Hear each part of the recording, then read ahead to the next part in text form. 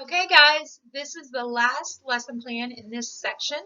After that, we only have one more lesson plan, and then we go on to your group projects. So you can do this. One more lesson. Okay, bye. Okay, this slide, I just wanted you to notice the parts of the triangle. So if you look, we have the legs and the hypotenuse. The most important thing to note is that the hypotenuse is the side opposite the 90-degree right angle right there. Okay, guys, the most important thing to note about this slide is that this is a follow-up to the handout, Right Triangles of Squares. And for this, because we're going to use this for the next few examples, I wanted to go over it with you. So what we noticed last time is that the areas of the two smaller squares, and the smaller squares are always the leg squares, equals the area of the hypotenuse square. So that equals the same thing. In other words, we also had one leg make a square, the other leg make a square, and those equal the hypotenuse.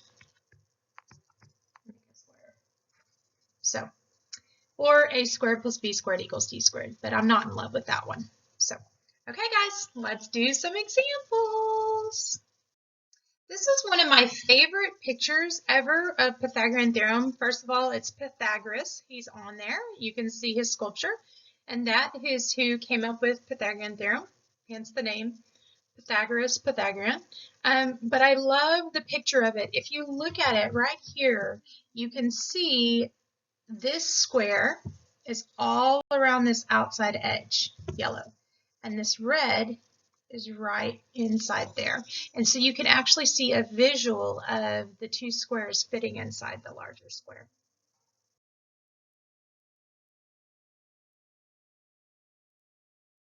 Here are three other pictures of an example of different ways to prove Pythagorean theorem. So, if you wanted some more pictures. Let's look at our first example. This example is of buying a television set. Now, normally you'll see a television set advertised for like 30-inch, or it's a 50-inch, or a 72-inch. What does that mean? I used to think that that meant how long it was, like it was 72 inches this way or 72 inches in height. But technically it means the diagonal. So I'm going to draw that on the picture. So what that means is this is 30 inches or 70 inches or whatever, which we know is the longest side. So it turns out that the TV is not as big as we thought. Advertising is deceiving. But let's look at this example. So this one says the size of a rectangular television screen is given as the length of the diagonal. And the length is 24 inches and the width is 18. So we have this kind of situation for that piece. And if you think about that and look at that, that is a right triangle. And we're trying to figure out this. And we know that this is 24 inches. This side is 18 inches. And our goal is to figure out the diagonal. Well, we can do that. We could make a square over here, and a square over there. What do we know about these three squares? Well, we know the area of the two smaller squares equals the area of the larger square. So let's figure out some things. If this square is 24 by 24, what would the area be? Well, to figure out the area, you would take 24, multiply by 24, and we would get that area is, what did I get? 576. This is an 18 by 18 inch. So this area is 18 times 18. And this area, it turns out to be 324. Now we know the areas of the two smaller squares equals the area of the larger square. So this area is 324 plus 576, which is 900. Okay, so the area is 900. There's 900 squares. But what does that tell us about the side? What is one of the sides? Well, this side diameter is going to be the square root of the area. So what number do I multiply by itself to get 90? It turns out that it's 30. So this TV is a 30-inch TV. So what is interesting to note is that it'll be advertised as a 30-inch TV, but yet the width is only 24 inches. That's a half a foot shorter than you're kind of expecting in your mind. And that's because the diagonal is the longest piece. It's the hypotenuse, or the longest side. So be careful on advertising when buying your TV.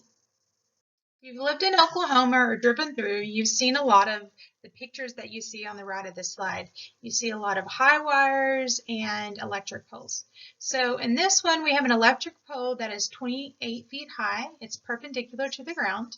And two wires that are 35 feet long attached to the top of the pole, and you have stakes. So these wires, let me highlight them for you. See these wires right here? They are staking that down, and that would be these wires right here. And they're both 35 feet. And why are they longer than the height? Well, because they're at an angle, and we also know they're the hypotenuse. See, they're across from a right angle down here. So that means they are the longer side. Our goal, let's see, blah, blah, blah. How far apart are stakes A and C from each other? So our goal is to figure out AC is how much. Okay, well, in order to do this, I'm going to look at a triangle. I'm going to look at this triangle right there, because that triangle and the other triangle are the same. Okay, so it's a right triangle. I know this is 28 feet, and I know this is 35 feet. And I know this is A and D, and I'm not sure on this distance. Well, if you think about what we know that if we made a square over here, square over here, square over here, and a square over here, that the sums of the two smaller squares would equal the sum of the larger square.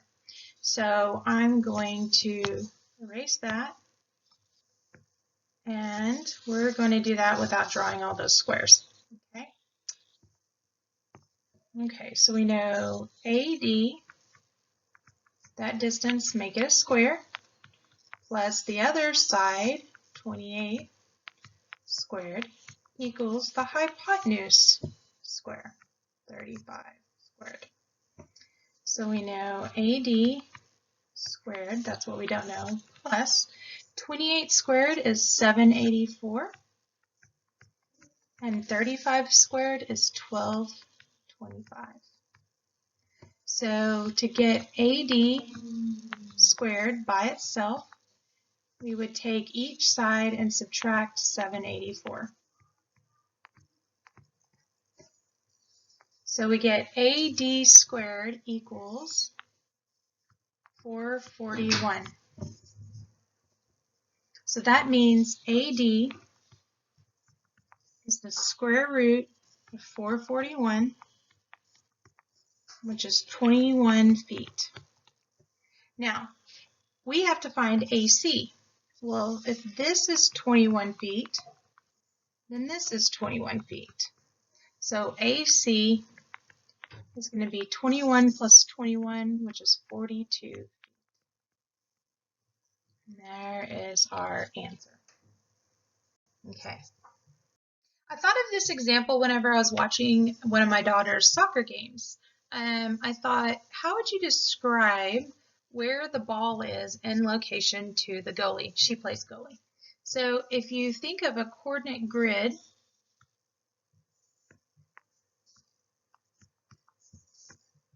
right here at the origin, this is the corner of the field, 0, 0.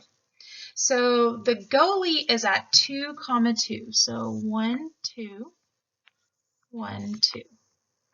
So the goalie is somewhere right there. And then the ball, so this is the goalie. Where's the ball? The ball's at 4, 7. So 1, 2, 3, 4. 1, 2, 3, 4, 5, 6, 7. So the ball is somewhere out here in the field. Here's the ball. So what is the distance between the goalie and the bally? The ball, not the bally. What is the distance between the goalie and the ball? Well, that's a diagonal, right? Could it be across, could it be the hypotenuse? Could it be across from a right angle? Well, absolutely. We could make the other sides of a right triangle, and then it would be across from the hypotenuse. So what are the sides of this right triangle? Well, if you look at this length right here, that is the distance between 2 and 4. So that side is 2. The distance between here and here is 2. This distance on this side is going to be 5 because it's the distance between 1, 2, and 7. And 7 minus 2 is 5. And again, distance between 2 and 4, 4 minus 2 is 2. So now we have a right triangle. And we know that the sum of the two legs equals squares, the leg squares equals the hypotenuse square. So we know that distance, which is the hypotenuse squared, equals one leg squared plus the other leg squared. So this equals 4 plus 25, and this is 29. So what number do I square to get 29? Well, what do y'all think?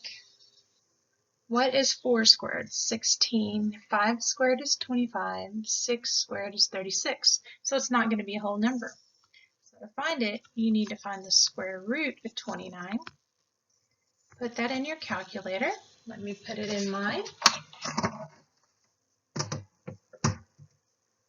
Square root of 29 is about 5.39. And this is in probably feet. So it's about 5 feet away. Okay. I got the example or the idea for this problem because I like to go kayaking a lot. And so for this scenario, to get from point A to point B, you have to avoid walking through a pond. To avoid the pond, you must walk 34 meters south and 41 meters east. To the nearest meter, how many meters would be saved if it were possible to walk through the pond? In other words, to kayak through the pond. So first, let's talk about how many meters you would have to walk to avoid the pond. So to walk, to get from point A to point B, you would first have to walk the 34 meters south and then plus 41 meters east, and that would be 75 meters total. But to kayak across the pond would save you time, first of all, because you're going straight across. How long is AB? How much would you save by going straight across? So to find AB, we first need to note that this forms a right triangle. And in a right triangle, we know that 34 squared plus the other side squared equals the hypotenuse squared, which is 34 squared is 1156. 41 times 41 is 1681.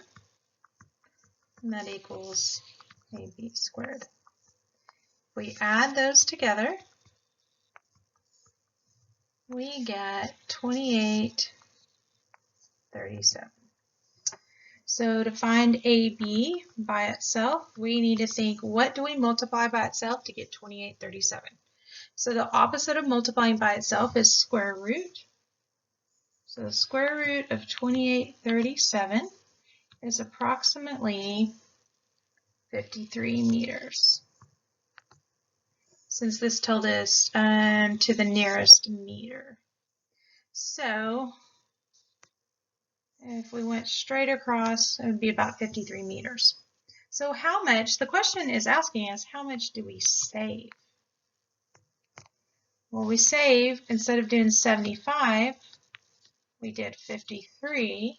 If we subtract the two, we figure out that we save 22 meters that we don't have to go. So the answer is 22. The Great Pyramid of Cheops, or the Great Pyramid of Giza, is located in Egypt. And it is one of the oldest pyramids in the world.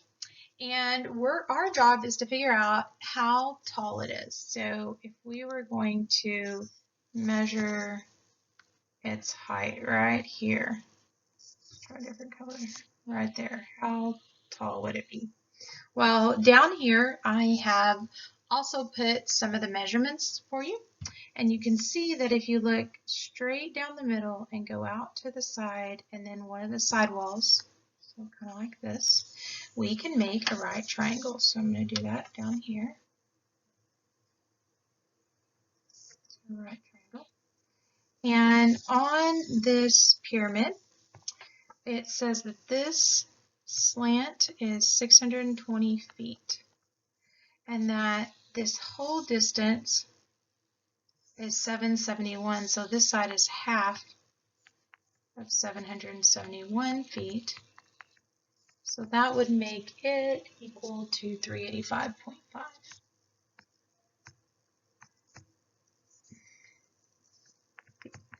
And we have to figure out how tall that pyramid is. So using our Pythagorean theorem, we know that side squared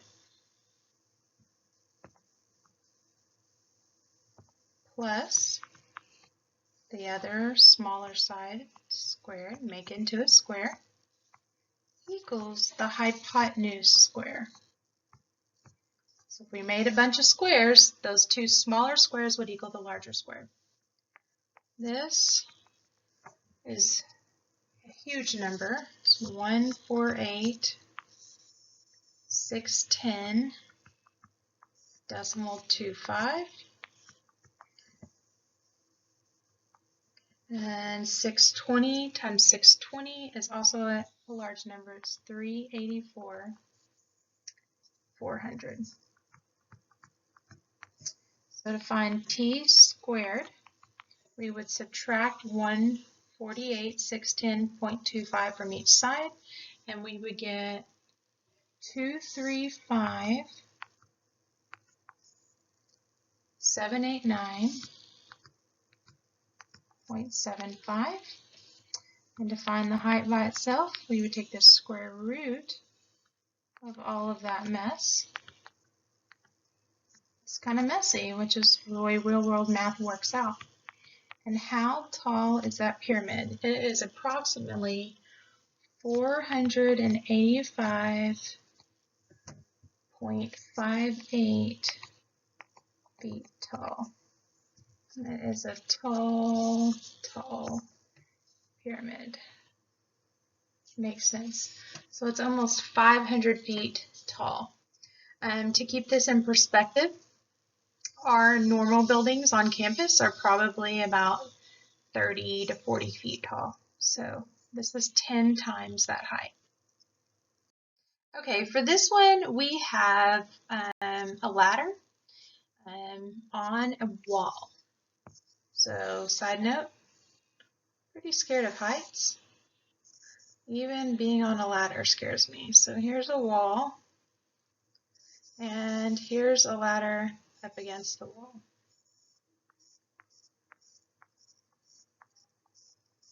Now it tells us that the ladder is 8 foot. So it's an 8-foot ladder. Does that mean that its distance up the wall here, how tall is that? Is that 8 foot as well? Well, maybe, maybe not, right? If the ladder was directly vertical against the wall, it wouldn't be safe, and then it would be 8 foot. But since the ladder is at an angle, we feel like, do you think how tall it is up the ladder or up the wall will be the same or less or more? So, but we also know one other thing. We know that this ladder is 2 feet out from the wall, the base of the ladder. So I want you to take a minute, take a break, draw a triangle, and figure out whether that ladder is 8 foot up the wall or less or more. Okay, so hopefully you actually tried to solve this one. So this is the ladder, 8 foot. This is a right triangle. This is how tall up the wall it goes, and this is 2 feet out. Well, we know that 2 foot squared plus the other side squared equals the hypotenuse length squared. So 4 plus t squared equals 64. Subtract 4 on both sides. And we get t squared equals 60.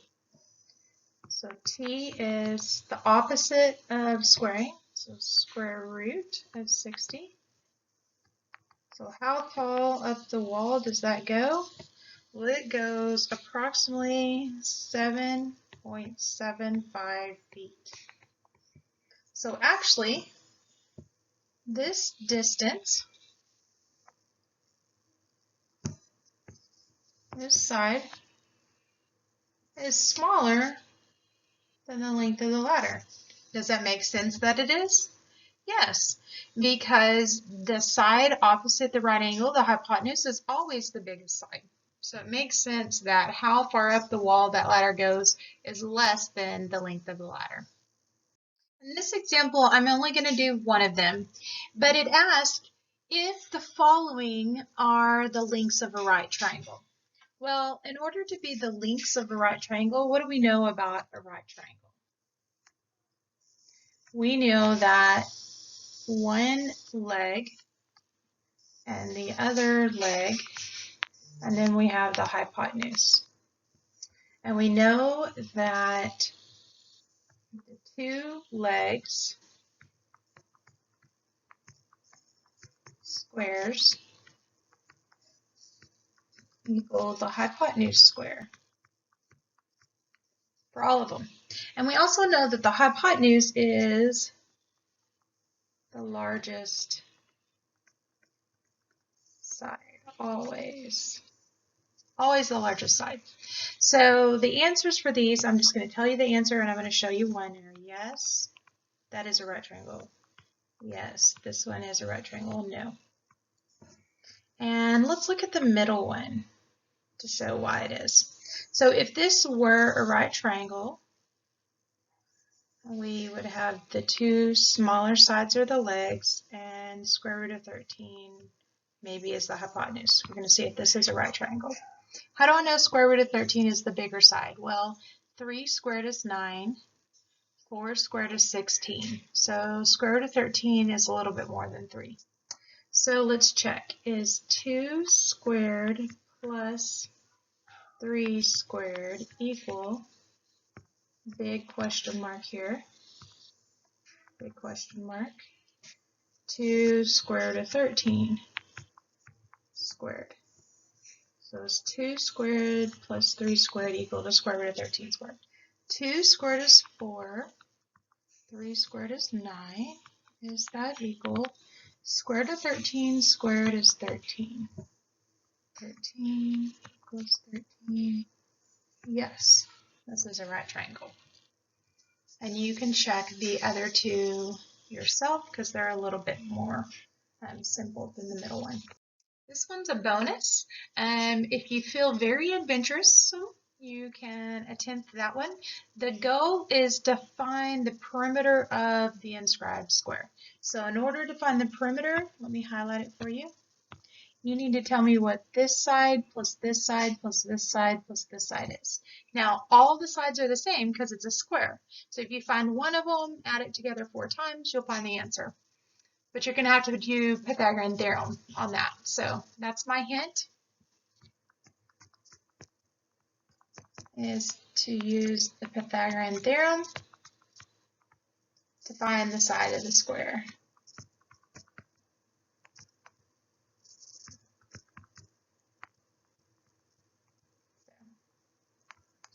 If you do the bonus, you can let me know, and I can give you some points for it.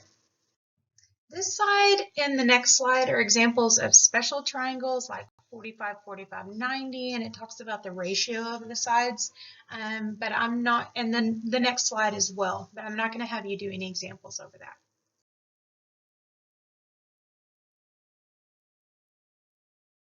Okay, we've come to the end of one of the last sections of homework. You have a quizzes for your homework on it. You just go to quizzes and click on Pythagorean Theorem. Good luck.